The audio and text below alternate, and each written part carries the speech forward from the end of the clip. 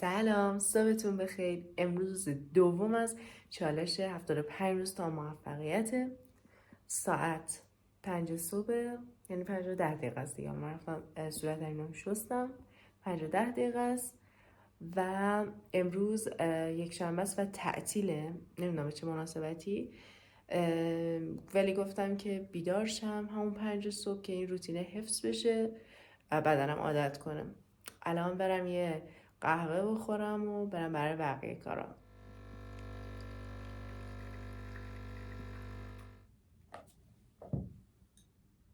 بچه‌ها شاید واسهتون سوال باشه چرا اومدم اینجا نشستم. شاید واسهتون سوال نباشه، ولی دلیل اینکه اومدم اینجا نشستم اینه که تنفسه و اینکه چقدر نورش خوب نیست و اینکه حال نداشتم رو صندلی بشینم و گفتم یه ذره رو زمین بشینم، حالت شلکستور. اگر که نمیدونستید بدونید من قهوه رو با خورما میخورم.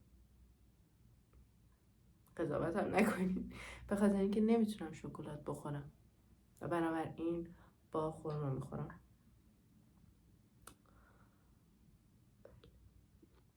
باشه، دفترم اینه که الان میخوام پرش کنم. اینجا یکم جملات خوشگل مشکل نوشتم. حالا این شکلیه. این قسمت که کاری که میخوام انجام بدم بر اساس اولویت مینویسم. اینجا شکرگزاری اتفاقات دیروز، شکرگزاری که چیزایی که دارم، تجسم امروزم و شکرگزاری واسش، شکرگزاری برای اهدافم. این دفتر که میام یه مورد رو توش شکرگزاری بزرگ میکنم. اینجوری برم برنامه‌ریزی کنم و پرشون کنم و شکرگزاری کنم.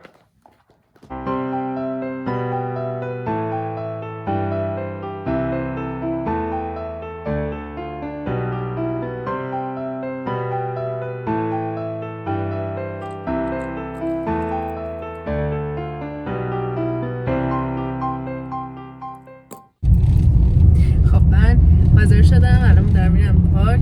مشتاق میخواد والیبال بازی کنه. من میخوام برم یکم پیاده‌روی کنم یا بدوم، یعنی انعطاف برم و خلاص تو پارک میخوام یکم ورزش کنیم. احتمالاً یک ساعت رو اینجا ورزش کنم. نیم ساعت بعدی رو بیام خونه و بالانس و اینا رو احتمالاً بعد از ظهر اینا بزنم.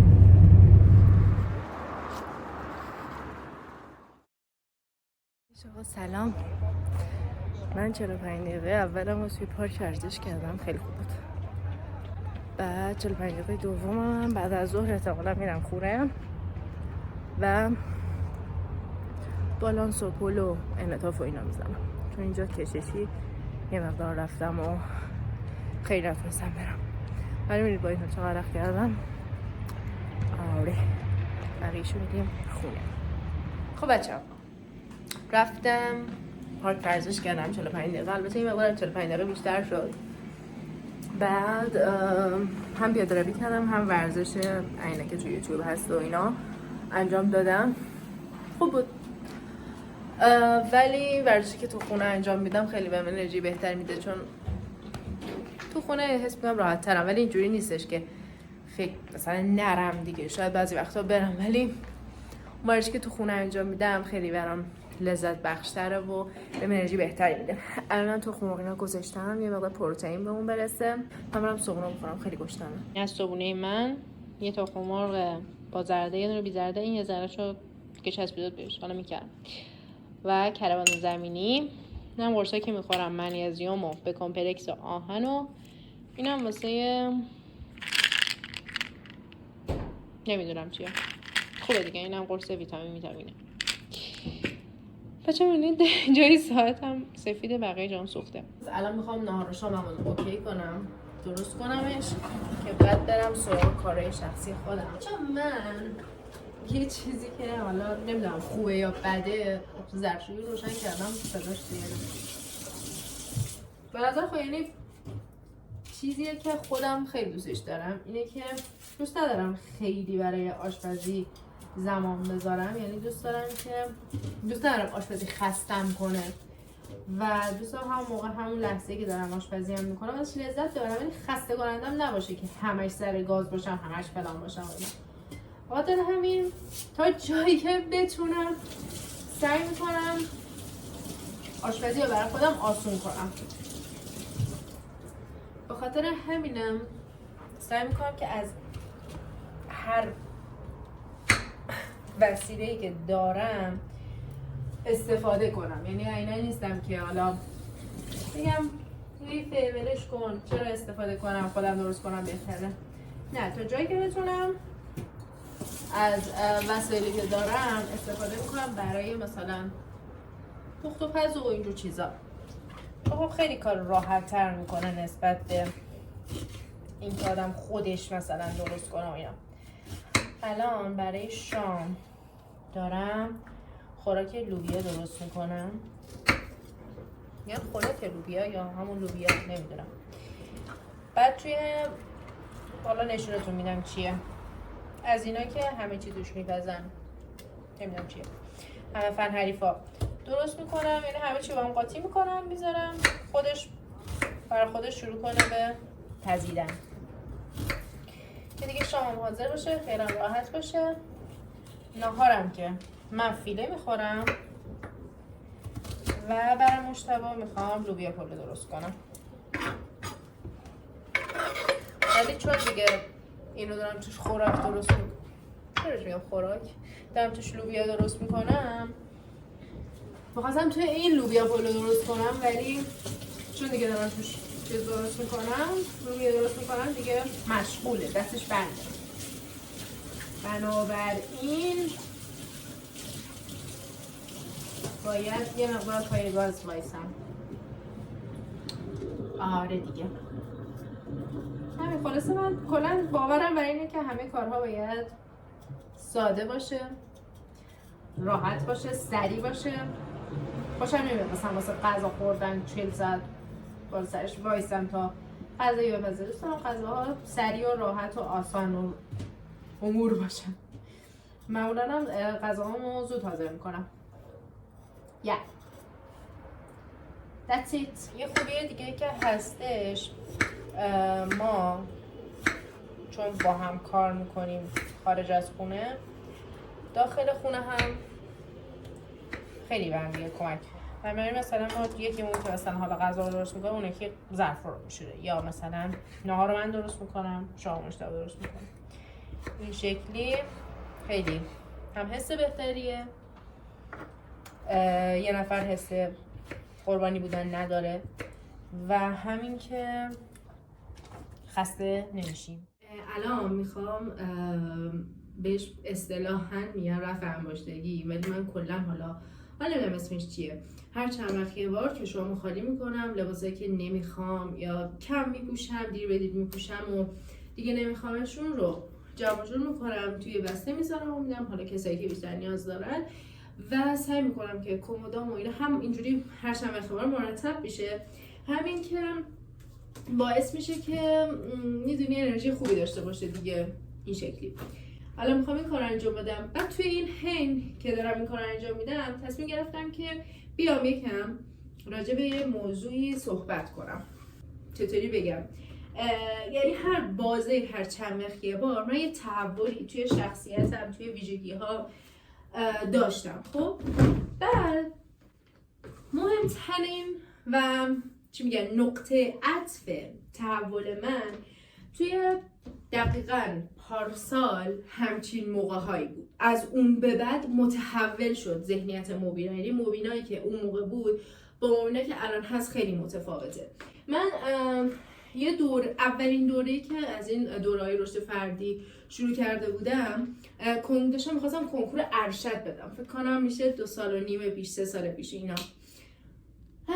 میدونی اون دوره این شکلی بود که خیلی به این تمرکز داشت که شما مثلا هی برگردید به دوران کودکیتون رو شخ بذارین، یه اتفاقایی هست مثلا سایه اون چیزا تو ذهنتون، از این چیزا. خب بعد من باش ارتباط میگرفتم ولی خیلی حس بد بهم میداد. و اینکه من واقعا به این باورم هیچ کس از اینشتینش گرفته، از استیو جابزش گرفته، هر کسی که شما فکرشو بکنید، همه آدما توی زندگیشون اینجوری نیستن که بگن آقا من کودکی بی‌نظیری داشتم. هیچ کس، یعنی هر کس این حرفو زد واقعا داره دروغ میگه. هر کس این حرفو زد بیا من ببینم با من صحبت کنم بعد وقتی بشه. نه جدی، مثلا نمیگم کودکی پرفکتی داشتم اشتباهها، ولی مثلا قطعا یه عده بودن، حالا یه همکلاسیشون بوده یا پدر مادرشون بوده یا خواهر برادرشون بوده یا فک و فامیلشون بوده که یه جوری حالا یه باورای غلط یا چیزایی توی ذهنشون ایجاد کرده بودن. خب و اینکه تو خودتو اینو باید بپذیری. آقا همچین چیزی هست. یه عده آدم هستن که مثلا نمیدونن چجوری برخورد کنن، واقعا اونا مقصر نیستن، شاید اونا مثلا یه سری همچین اتفاقایی واسهشون افتاده. بعد اینو بپذیری. وقتی بری سراغ جنگ باهاش، هی فقط انرژی خودتو بدتر میکنی، هی فقط خودتو میندازی توی دام این که آقا من چقدر بدبختم، آقا من چقدر فلانم، در حالی که واقعا این شکلی نیست. شما باید بپذیرید که آقا من یه سری ناراحتی تو زندگیم دارم، مثلا یه سری ناراحتی، مثلا بچه بودم فلانی همچین حرفی زده و همه آدما این اتفاقات بد و خاطرات بد رو توی زندگیشون داشتن، ولی وقتی که بپذیری خیلی خیلی خیلی راحت تر باش کنار میای. دیگه نمیری بگی که ای تو سرنوشت من رو به زیر سوال بردی، اگر تو نبودی، اگر تو اون روز به من نمیگفتی چاق، من هیچ وقت اینقدر اعتماد به نفسم کم نمیشد، اگر تو به من اون روز چپ نگاه نمی‌کردی یا تو سر من داد نمی‌زدی. بابا ویل کنید دیگه. میره چی میگم؟ الان ببین این افکار فقط باعث میشه که حس بدی آدم بهش دست بده. خب در حالی که خب آقا من میپذیرم که آها مبینا مثلا نمیتونه صحبت کنه مثلا توی جمع. چرا نمیتونه؟ الان نمیگم چرا نمیتونه صحبت کنه؟ شاید مثلا توی کودکیش یک بار داشته توی جمع صحبت میکرده و حالا یه نفر پریده وسط حرفش، اصلا چراش هم مهم نیست، یه نفر حالا دعواش کرده. اگر حالا خیلی دوست داشتید بفهمید چرا، خب فهمیدم چرا، خب اوکی الان باید چیکار کنم؟ برم بگم آها من باید با این ترسم مقابله کنم. یه جمعی بود خودمو به زورم شده وادار کنم توی اون جمع حرف بزنم. وقتی که اینجوری فکر کنید دنبال راه حل همیشه احساس خوبی رو بهتون میده، ولی اینکه چرا این اتفاق افتاد، چه کسی این کار را کرد، چگونه این مشکل به وجود اومد، این همیشه شما رو از هر فرکانسی که هستی 10 پله میاره پایین. چرا؟ چون فقط داری ناراحت میشین. فکر کن چرا این کارو کرد؟ چون آدم عصبی بود. کی این کارو کرد؟ مثلا عموم این کارو کرد، عمم این کارو کرد، خالم این کارو کرد. چرا؟ کی این کارو کرد؟ وقتی که من 2.5 سالم بود. بابا هر چقدر به این فکر کنی هی احساس بدتری به دست میده. ولی وقتی فکر کنی آها من نمیتونم توی جمع صحبت کنم، دلیلش احتمالاً یا از ترسه یا یه نفر حالا مثلا دوام کرده. راه حلش چیه؟ راه حل اینه که همیشه بری توی دل ترسات. پس وقتی که یه جمع بود من شروع میکنم به محکم صحبت کردن، یا مثلا من حس میکنم از دست دادن میترسم که یه روز مثلا یکی از عزیزانم دیگه منو دوست نداشته باشه، یکی از افراد خانواده‌ام دیگه منو دوست نداشته باشه، دیگه به من احترام نذاره، یا مثلا دوست پسرم، پارتنرم، شوهرم منو ول کنه، یا یکی از اعضای خانواده‌مو از دست بدم و فوت کنه. چرا؟ خب مثلا شما طرحواره مثلا این روانشناسی این شکلی، شما در طرحواره زرد سرخابی طرد شدگی و ترک شدگی نمیدونم چی افتاده اید. باید برید خودتون رو مقابله کنید. ای مادر، ای پدر، ای عمه، اگر تو اون روز من رو از اتاق بیرون نمی کردی من دچار این طرحواره نمی شدم. ببین اگه عمه و خاله و عمو مامان بابات این کار نمی کردن، یه معلم تو مدرسه این کارو میکرد، اگه معلم نمی کرد یکی از دوستات این کارو میکرد. میدونی چی میگم؟ الان که این اتفاق افتاده حس میکنی که واقعا وابسته اون طرفی، مثل کنه چسبیدی به پارتنرت، مثل کنه چسبیدی به یه چیزی که بهش وابسته ای و این ضعف توئه، بگرد ببین برای چیه. برای این احساس خلأ بیمهریه. خب خودتی. فکر کن تو توی جهانی تک و تنها باید به خودت محبت کنی. وقتی که به خودت محبت کنی دیگه نیاز نداری که یه نفر دیگه، پارتنرت، مامانت، بابات بهت محبت کنه. نتیجه‌ای که میگیریم اینه که خودتونو نندازی توی دام این که من چقدر بدبختم که در کودکیم یه اتفاقی واسم افتاده. نه، اگه شما بدبخت بودید اصلا دیگه زندگی نمی کردید. ما اومدیم توی این زندگی لذت ببریم، شادی کنیم و چیزهای خوب رو تجربه کنیم. اگر که الان توی مثلا روابط ناراحتی، اگر که الان توی وضعیت مالیمون ناراحتیم یا هر چیزی که ناراحتیم، این یه تضاده. باید فکر کنیم دنبال راه حل. واقعا وقتی به راه حل فکر میکنید هم احساستون بهتره، هم مسئله براتون حل میشه، راه جلو راهتون میاد. یه نفر از بغلتون رد میشه، یه پیشنهادی بهتون میده، میگه این نشونه است، باید اینو بگیرم، باید همین کارو کنم. بعد از این که مسئولیت 100 زندگیم رو پذیرفتم، دیگه نگفتم فلانی باعث شد من اعتماد نفسم کم شه، فلانی باعث شد من ترس از مثلا صحبت کردن داشته باشم، فلانی باعث شد که مثلا فلان اتفاق بیفته. وقتی که اینو رها کردم، وقتی که انداختمش دور، وقتی که گفتم مهم نیست، من یه جای مشکل، یه جای کار از منه، من میتونم اینو حلش کنم، از اون به بعد واقعا زندگیم خیلی متفاوت شد. سال 2023 ایم و باید به این فکر کنید که توی، یعنی کسی که هنوز فکر میکنه یک نفر با چشم زدنش، با دو جنبل میتونه زندگیتون رو تحت تاثیر قرار بده، واقعا یکم فکر کنید. فکر کن و ببین احساس خجالت به دست میده یا نه. چرا؟ چون تو داری قدرت، یعنی همین، یعنی عزت نفس رو داری میاری پایین، اعتماد نفس رو داری میاری پایین. تو داری میگی که من هیچ قدرتی ندارم، یه نفر دیگه بیرون اومده یه قدرتی داره که تونسته زندگی من خوب یا بد کنه. یعنی قدرت خودت داری میذاری زیر صفر و این یعنی داری اعتماد به نفس و عزت نفس رو له میکنی. یه مقدار عمیق‌تر به این موضوعات فکر کنید، بدونید که ما خیلی قدرتمندیم، خیلی. منم سریعتر اینا رو جمع جور کنم چون ویدیو که میگیرم نمیتونم جمع جور کنم، حواسم پرت میشه و همین دیگه. و همونطور دوست خواهند داشت و من دنبال تو راه میافتن، هم واسه تو راه میافتن. اگر نباشی نه، هیچ کس دوستت نداره، چون رابطه خوبی با خودت، با منبع. راحت تر شده آب خوردم امروز واسم. 1.5 لیتر که خوردم، الان این کنم نیم لیتر باشه، نمیدونم چقدر، واسه دومی است. نهارم حاضره، شامم حاضره، بسیار خوشحالم. بعد بچه‌ها این رفع انباشتگی‌ام کردم، یه پلاستیک بزرگ لباس جمع شد، یه وقت نکردم عکس بگیرم واسهتون که دادم رفت. ببین هم اصلا مغزتون آروم میشه، بعد همه جا تمیز میشه، خیلی حس خوبی داره، هم حس تمیزی مطلق بهتون میده، هم این که مغزتون خیلی سبک میشه دیگه. الانم یه دوره جدید گرفتم، امروز روز اولش بود و شروع کردم داشتم گوشش میدادم. برم استوریامو شروع کنم و اینکه استوری بذارم و الان ساعت چنده؟ ساعت 1:05 است و من خیلی کارام انجام دادم، فقط ورزشم مونده، بقیه کارام هم انجام دادم. شروع کنم استوری گذاشتن برای میک تیک خوشگلم.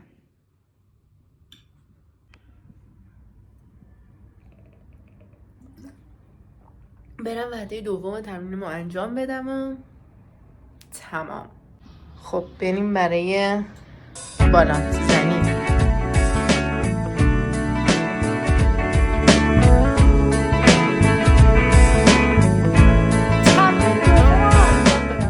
ما اینجوری اینجوری بستم. بی‌صبرانه دلم می‌خواد زودتر موهام بلند شه. من قبلا موهام خیلی بلند بود.